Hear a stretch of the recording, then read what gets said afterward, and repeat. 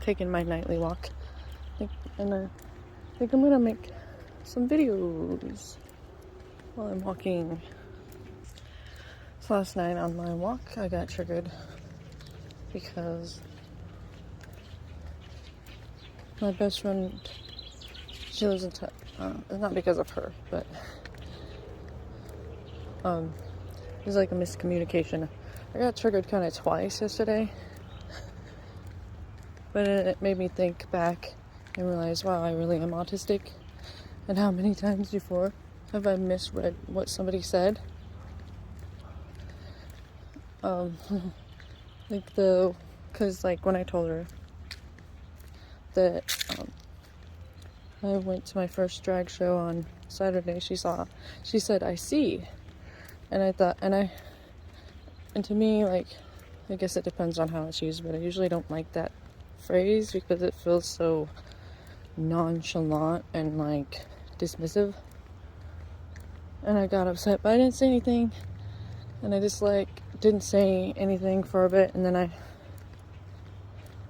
went and checked on my story on Snapchat because we were talking on that, and I saw that she seen it. I was like, oh, she meant that she saw that.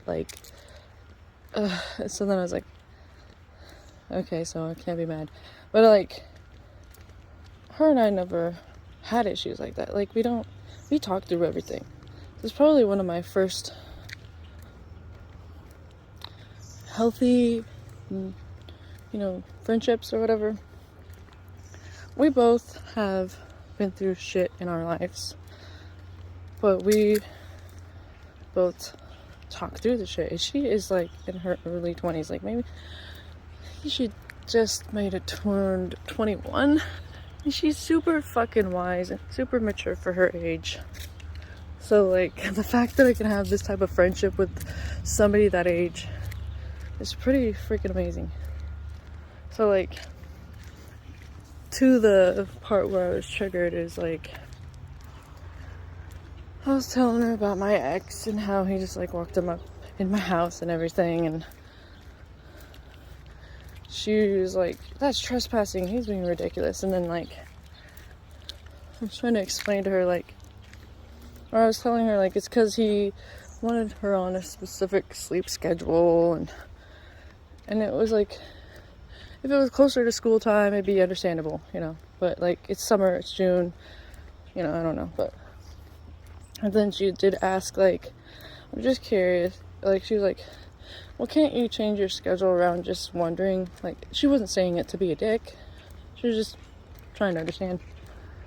And that triggered me because being autistic and just in general being invalidated my whole life, I'm used to that. So as an invalidation and as an why can't you fucking figure change. But she was really just curious about it. And so at first I was just I don't know how I reacted. I can't remember exactly what I said. I'll go look, actually. Well, wait a minute. I'm not gonna pause this and go look. But it was basically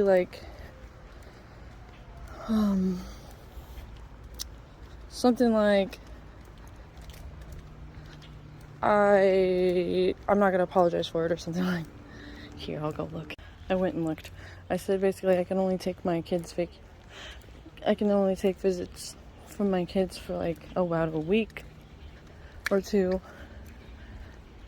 And I said, I'm tired, I'm done, I'm not apologizing for it or whatever. Bunny's over there playing.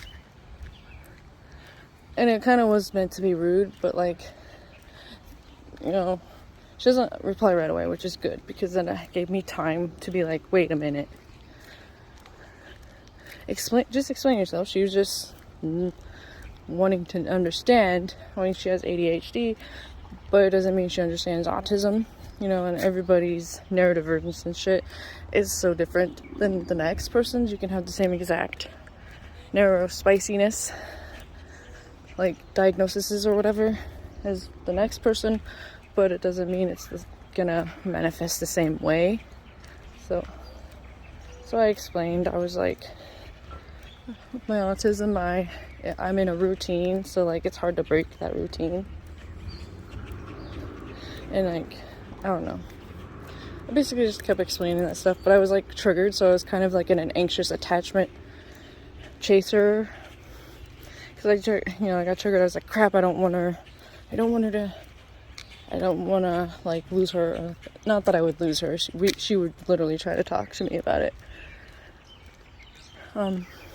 She wouldn't like just walk away or like ignore me. Like she would literally try to talk to me about it. There was something in the past which I remember now, and I'll get to it in a bit. But yeah, I just explained to her in a calmer manner, because like my trigger was over, and I was like, wait, no, I need to repair this right away. And then like I spent the whole walk. I mean, I sent her a bunch of long paragraphs, and then like saying I'm trying to break the self-sacrifice parenting that everybody is so fond of, well, so programmed to, and that like it's not helpful or beneficial for anybody's well-being. There is a cardinal up in that tree. I hear it. I could recognize some birds by their sounds. Oh, there's a black cat, but I don't know where my kitty Fluff is. Yeah, I haven't seen him for 2 days. It just reminded me of him. I hope he's okay, but my cats are outside, but usually he's around the house. But when we first let him out, hey ADHD, I'm off on a different tangent, but I'll get back to it, I swear. Used to be when he was outside, when we first got him, when my son first brought him, he would be like exploring for a longer time, and there was like, he was gone for a couple days, but then he came back. But now that he's outside and he's kind of like the man of the house, I guess, he would stick around the house, and he'd be back every night. But like Sammy was just around the house. But now I haven't seen him for 2 days, and I don't know. If somebody picked him up, I hope if somebody, took him in, I hope that is the case, honestly, because I don't want it to be that somebody hit him. I don't see any evidence of that around here, and I didn't last night either when I'm on my walk, so chances are he's probably just like been picked up or something, I don't know, or he's just out heavily exploring and he'll be back. Anyways, I'll get back to how long is this one?